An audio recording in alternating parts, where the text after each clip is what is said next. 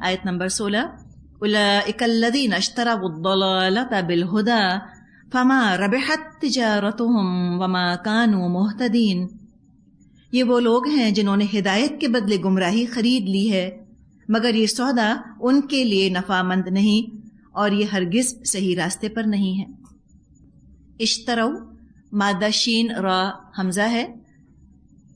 شرع کا مطلب ہوتا ہے بیچنا اور اشترا کا مطلب ہوتا ہے خریدنا. انہوں نے کیا کیا؟ گمراہی خریدی. جس طرح ہدایت کو خریدنا ہوتا ہے نا، ہدایت کی بھی قیمت ہے، اسی طرح گمراہی کی بھی قیمت ہے. ہدایت کی قیمت قربانی ہے اور گمراہی کی قیمت ہدایت ہے. ہدایت دیتے ہیں تو گمراہی ہاتھ آتی ہے. چوائس ہے، آپشن ہے. ہدایت کو چھوڑیں گے تو گمراہی کو پکڑیں گے.